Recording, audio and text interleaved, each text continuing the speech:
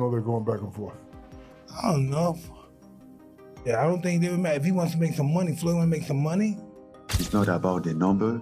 If it was about the number, we could have started up. I would have tell you, I'm not just interested. It makes no sense for me. It's not my what I'm looking at right now. How many of those shots from Francis can you take? Tyson Fury, if you're talking clean, Tyson Fury only took one. Everything else Tyson was able to roll with. Big Francis only had to hit him one time. Like, that's a compelling story in my opinion. Mike Tyson admitted that a showdown between Jake Paul and Francis Ngannou might not be the most even or logical matchup, but he believes it would still be a blockbuster. He noted that the sheer curiosity about who would come out on top makes the idea thrilling. According to Tyson, the unpredictability alone would pull in huge audiences from both boxing and MMA, guaranteeing massive hype and revenue. Such a big MMA fan. You know, I've been to UFC fights and I see you sitting octagon side. I can't help but wonder if you had gotten into MMA as a young man, as a teenager, instead of boxing, how do you think your career would have went, Mike? See, I had no idea, but I'm really enthused about MMA, you know, because not thinking, I had no idea that Raphael, who's from a background of MMA, would know so much about boxing. I had no idea. You know, only thing I know about great boxing is Ed Jorfa, who was a legendary boxer, had to be Brazilian, but never knowing, not being confident that he would know that much about boxing. Do you think you could have learned all the wrestling moves and the takedown defense and could have been a champion in something like the UFC? I could have done all that stuff, but once someone stepped on my foot, I would have tapped out. My feet are my weight spot. Francis Ngannou says that even suggesting a fight with Jake Paul is an insult to his name and legacy. He argues that Jake hasn't earned the right to step in the ring with someone who's reached the pinnacle of combat sports. Ngannou adds that the mere offer is disrespectful and highlights how far modern entertainment has strayed from true fighting. Think about you to fight Jake to replace Javante. I'm like, who's Jake? You know, like, I was so confused, you know, like, I wasn't expecting that at all. And he said, yeah, Jake Paul, you know, he's fighting. I'm like, no, bro, come on. Don't disrespect me like that. And then they even say like, they even come out after and say, what if the number are good? He sent out some number. I'm like, it's not about the number. If it was about the number, we can start up. I would tell you, I'm not just interested. It makes no sense for me. It's not my what. Chael Sonnen reacts to rumors of Jake Paul fighting Francis Ngannou with a mix of amusement and intrigue. He calls the matchup interesting, not for its competitiveness, but to see how much punishment Jake could actually take.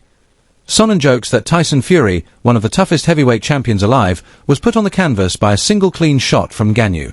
If Fury, who is bigger, more experienced, and built for heavyweight boxing, struggled with Francis's power, then Jake could be in serious trouble. He adds that while Jake's confidence and willingness to challenge fighters far above his level is entertaining, stepping in against Ngannou is a completely different reality.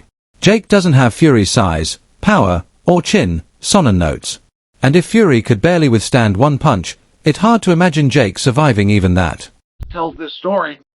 Nikisa's offering him the fight, but he's just not hearing it that way. All right, you said you need help, and you called me, and I'm happy to help you, but you know what is it that I can do? So when Francis finally realizes it, he not only says no, he says he was offended. He said, Jake, you want me to bite Jake? Jake who? I said, Jake Paul. I said, that makes no sense. That's the last thing I would want to do right now. It's the last thing that I'm looking for. Yeah. All right.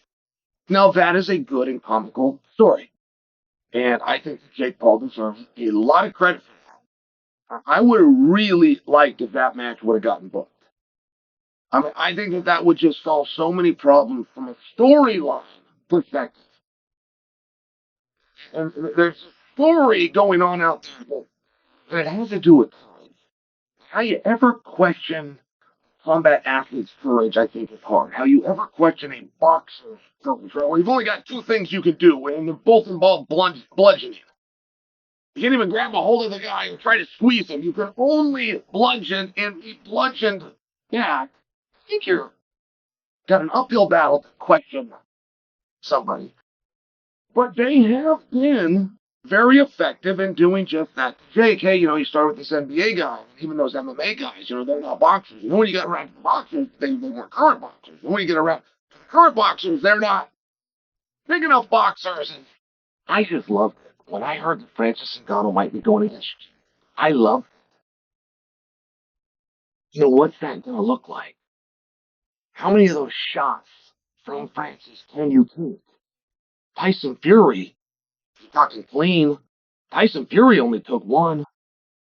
Everything else, Tyson was able to roll with. Big Francis only had to hit him one time. Like, that's compelling. Francis Ngannou is not only significantly heavier but also far more powerful than anyone Jake Paul has ever faced. While Gervonta Davis is a lightweight known for speed and precision, Ngannou is a true heavyweight defined by raw knockout force. Analysts note that if Jake is serious about fighting Francis, he would need to completely rebuild his training camp. That means adding substantial muscle, strengthening his body to absorb punches from a 260-plus pound fighter, and reworking every part of his preparation, from footwork and conditioning to sparring partners. Lightweights test your reflexes and speed. Heavyweights like Ngannou test your durability, balance, and raw power. Experts emphasize that Jake cannot approach this like another influencer event. He would require months of specialized training under elite boxing coaches just to have a chance at surviving. Unique. It would be something incredible. It's the same reason that I would be intrigued by a Jake Paul versus Anthony Joshua fight, although I would never advise Jake Paul to take a Anthony Joshua fight. I wouldn't advise him to take a Francis Ngannou fight either, because as much as Anthony is far better, which we saw when they actually fought, Joshua slept Francis Ngannou quicker than me after 2 melatonin. I mean, it was quick, fast, in a hurry, completely dominant. But we also saw Francis Ngannou go toe-to-toe with the heavyweight champion of the world at that time. Yes, he was out of shape. We understand that. But Tyson Fury on that night got the shock of his life when Francis Ngannou not only went toe-to-toe, but put him down and danced on him. To this day, I think that fight could have gone Francis's way. Point being, there are levels to this shit.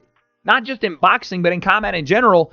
And the size difference Francis would have over Jake would be incredible, but it would have been a great event, and a lot of people would have tuned in. Francis, though, is saying that's not happening. How can they go from like Gervonta Davis to Francis Ngannou?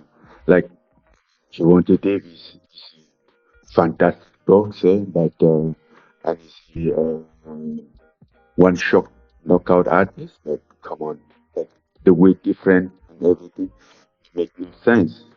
It's a good point. I mean, obviously, Francis is right about the weight difference, but it's a good point in general for what do you do next? Jake has sparred guys like Shakur Stevenson, Ray Ford, Montana Love to try to prepare Tank Davis. And even if you book this fight on December 12th or December 19th, that's still a completely different fight than you were going into. Completely different matchup, size-wise, skill-wise, the things that you're going to need to even try to compete if it's someone like a Francis Ngannou or even an Andre Ward or whoever else, not just fight styles different. Boxing analyst and former champion Tim Bradley says the cancellation of Jake Paul versus Gervonta Davis impacted far more than just the fighters. Promoters, broadcasters, event planners, and sponsors all took financial hits when the deal collapsed. The event was projected to generate millions through pay-per-view revenue and major sponsorships. According to Bradley, Tank's legal troubles and ongoing controversies pushed networks and brands to distance themselves, worried about the potential damage to their image. By that point, many involved had already poured money into marketing, production, and logistics, investments that are now essentially gone. Bradley adds that the situation highlights just how fragile the business side of boxing truly is. When a fighter's reputation crumbles, everyone who backed the event ends up paying the price. Let's get on Tank real quick. You gotta be the dumbest dude, in the history of boxing, bro. $40 million, dog, down the drain. You gotta be the dumbest dude I've ever seen in the history of boxing, bro. Seriously. I'm like, $40 million, bro. Wealth. Literally wealth, bro. Going down the drain. I don't understand it. I can't make it. I don't understand it. But I'll tell you this. MVP promotions, whatever the hell y'all call it, most valuable promotions, more like rookie promotions. Yeah, more like rookie promotions. You didn't know what you were dealing with. You had no clue. This has always been down Tank's alley, man. Now, let me just say one thing. You know, you innocent until proven guilty. Ain't no charges been pending on Tank at all. You know, but I'm just saying, this has always came up within the last few fights of Tank's career. Yeah, it has. And MVP, more like RP, rookie promotions. Yeah, y'all should have had a backup plan. You should have had a backup fighter. You live and you learn. Oh, absolutely. You live and you learn. You should have had a plan B, just in case this man named Davis don't show up. Yeah. Mm-hmm. That's what you should have done. Now you're looking like idiots. You know, I heard through the grapevine the joint wasn't even selling. Yeah, 'cause everybody's tired of your bull crap, Jake Paul. Yeah, everybody's tired of that. Well, nobody. Daniel Cormier, former UFC heavyweight champion, says Jake Paul calling out Francis Ngannou is downright absurd. He explains that boxing and MMA are entirely different worlds, with their own timing, skill sets, and mental demands. Jake has yet to face a truly seasoned professional boxer. His resume is filled with MMA fighters, celebrities, and retired athletes. Now, he wants Ngannou, a man who not only dominated in MMA but also stepped into a boxing ring with Tyson Fury and nearly beat him. Cormier questions Jake's intentions, suggesting this challenge sounds more like a publicity stunt than a serious attempt to compete. Cormier emphasizes that Jake is underestimating what it means to face a heavyweight who can punch straight through gloves. Ngannou's power is terrifying in MMA, and in boxing, where punches are sharper and more focused, it becomes even more dangerous. He warns that if Jake thinks he can treat a fight with Ngannou the same way he approached past opponents, he's in for a brutal surprise. Without understanding the gap between MMA striking and true boxing defense, Jake could be in for a very short, very painful night. Right? Boxing is much different than mixed martial arts.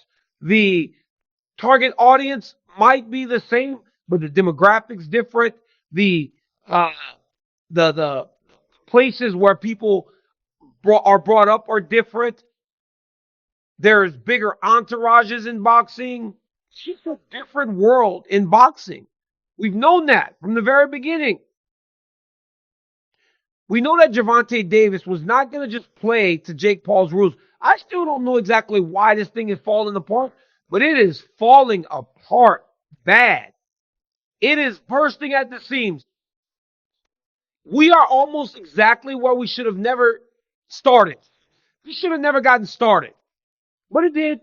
But we are almost now exactly where we need to be in the fight, and that's it being off.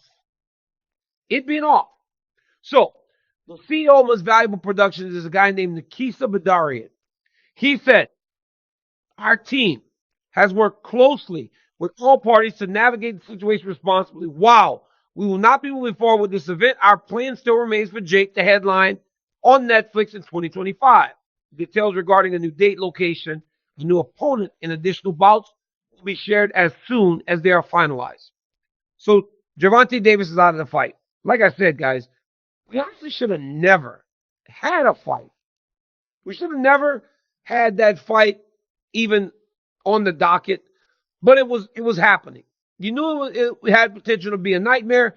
It turned out to be exactly